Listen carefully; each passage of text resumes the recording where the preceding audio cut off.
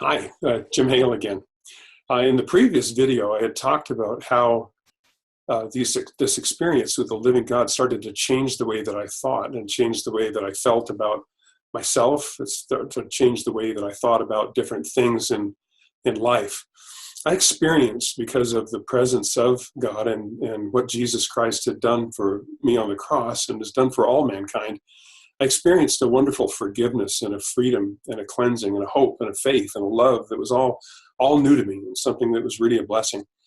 But I found that there were some things along the way that needed to change in the way that I not only saw things, but the way that I thought about things and the way that I did things, the choices that I was going to make.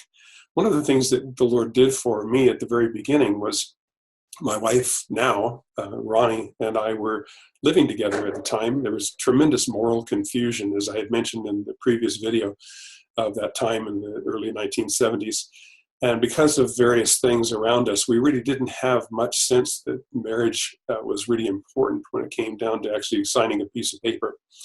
And we were committed to each other. We were living together. We were deeply in love with each other.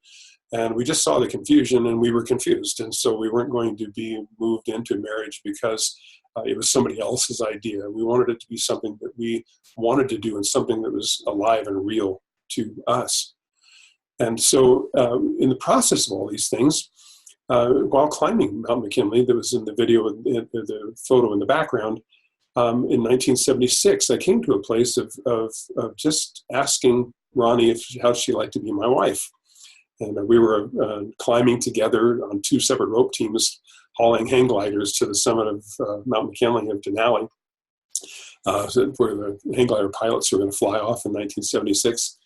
And she was on the back of one rope team, I was on the front of another, and we were stopped just taking a short break and sitting on packs and just eating our high mountain energy foods and other things like that. It was a really pleasant time out in the sunshine. And as she put her pack, I helped her put her pack back on as her rope team was starting to move. I asked her, it just seemed like the right thing to do at the time. I asked her, how'd you like to be my wife? And she was just totally shocked, of course. And then right then the rope grabbed her and started to drag her up the hill. And she turned around over her shoulder and said yes. And that was really great. And there was something of this faith, a living faith and obedience to the Lord, that started to work in our lives. And we began to realize that the reason why marriage was a good idea was because it was a God idea. And so we said yes to the Lord when it came to that and decided to follow him in that. And it's been over 40 years now, and it was a great decision then, and it's still a great decision every day with her, because we've made the Lord the head of our relationship, the head of our marriage. He is the reason why we got married in the first place. And it's because we want to honor and glorify him that we continue to work through the things in life every day. And very, very happy that we did that. Obedience to the Lord has become something in so many circles. It's something that people feel like it's an obligation, something that you have to do. But these are things that we wanted to do. These are things that we wanted in our life because it brought peace. It brought peace with God. It brought peace with each other. It got rid of guilt and shame. It got rid of any kind of anxiety around the relationship. And it just brought a sense of deep peace that is of great value to me. And I hope that others will also find. So we try to help people with marriage situations and marriage decisions. But also along the way, there were many other things that needed to change in my life. I was a social drinker. I was using drugs, the recreational drugs of the day, and then didn't think anything of them. I just thought that was just normal. That's what everybody was doing. But God had to get a hold of me in a way that made sense to me and made me come to that tipping point of wanting to do something, wanting to be different than I was. And so one of the things that happened to me was my wife was a praying wife, and is a praying wife, and she saw that the alcohol I was drinking with my climbing friends and the people that I was around was not really being a good thing. It was something that was causing problems with other people when it came to their careers and other things. The alcohol was getting in the way.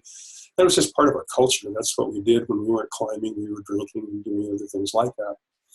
And so she got tired of the whole situation, and she prayed, and she asked God to help me to quit drinking. If he wanted me to stop, that I would just stop. Well, that very night, I went off with some friends and For some reason, I drank and drank and drank in a way that I normally don't do and didn't do. And I found myself getting incredibly drunk and incredibly sick. And my friends brought me home, and I was very, very ill. And Ronnie, my wife, was very, very kind to me when she might not have been, but she was very, very kind to me and just helped me through all that. And early the next morning, I woke up with a revelation that was all my own. And I recognized something. I recognized that I had poisoned myself. Now, not many people think about that when they think about going out and having a good time and drinking or doing drugs with their friends. But the word intoxication actually literally means to become toxic. And so you're actually poisoning yourself with the drugs, with the alcohol, or other substances that get into your body that start to change the way you think, change the way you feel, change the way you see things, maybe try to solve painful issues in your life, whatever it may be. But to solve those issues by poisoning yourself is really kind of dumb. And that's what I did. I recognized at that point in time that I had poisoned myself, and why would I want to do that? And I called Ronnie up early in the morning at her job at a health club that she was working at. And I said, I recognized something last night. I poisoned myself, and I'd had a poison reaction, which is what that sickness was. I thought, why would I want to do that to myself? And for some reason, at that point in time, it became very, very clear that it was something that I wanted to leave behind. And leaving it behind wasn't really too much of a problem, except that a lot of my climbing friends didn't relate to me really well if I didn't have a beer in my hand. And so I found out that I thought I had a bunch of friends. And I found out that out of maybe 20 or 25 people that I thought were pretty close friends, only about 2 of them really were, because they still wanted to be my friend even when I wasn't drinking. And so I found myself in a dilemma there. But the not drinking was something that was very good for me at the time, and it's been very good for me to this day. No longer drink socially or other things like that.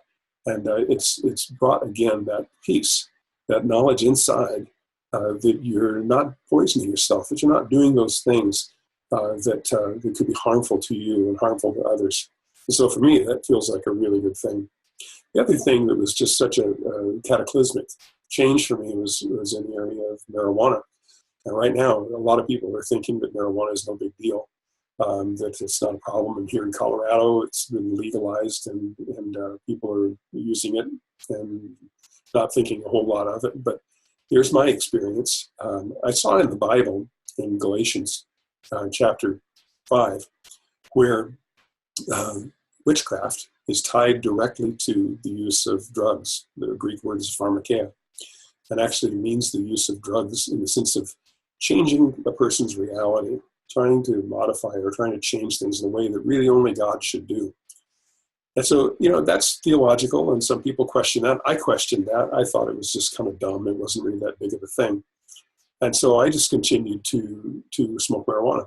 And my wife was in a spot where she knew that wasn't a good thing. It was something she didn't sense, but she didn't nag me or cause any problems for me.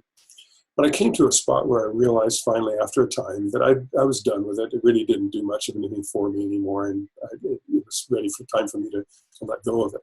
Well, I had one joint left, and so I decided I was going to smoke that, and that was going to be the last time I was going to do that. And so I went up across the street from my home and smoked that, came home. It didn't do anything for me. I knew I was pretty much over. But that night, I had a dream. And that's the language that God uses very often in our lives. He'll send dreams or visions. He'll do spiritual things to help people see things more clearly. And one of the things that happened to me is I had a dream that night, which was quite remarkable. And in this dream, there was this ornate wooden box, and it was just beautiful, hand carved. And I knew in the dream I was not supposed to open that box. It looked good, it looked beautiful, but whatever was inside was something I wasn't supposed to mess with. Well, in the dream, I did open it up, and there were all kinds of demonic things and other things that came out of it. Just really scared me terribly in the dream. And I woke up realizing that I had a God dream where the Lord had made his point very clear to me that I was messing with witchcraft by the use of drugs. And that in that situation, I was opening the door up to a lot of things that were not going to be really good for me. And again, it changed my mind. Now, that's my experience. It may not be your experience right now, and that's okay. But that is my experience. And so that has changed the way I see the use of drugs. And marijuana, to me, is an open door to demonic activity.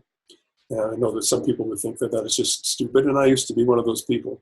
But I no longer am, because I've seen the effects in my life, and I've seen the beauty and the blessings of a peaceful life where I'm not poisoning myself or opening the door up to demonic things through those things. And I hope that that's something that will make you think and consider your situations too, because to live a life that's forgiven, to live a life that's clean, to live a life that's pure spiritually, emotionally, physically, has great, great, great benefits.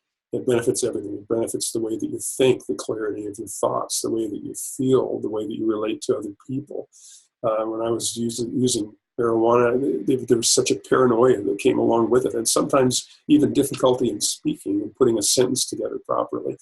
There were a lot of things that started to mess with my mind, and I realize now that I didn't have to have that back then, and I choose not to have that right now. But I pray and I hope that that's something that's of value to you along the way as well. God bless you.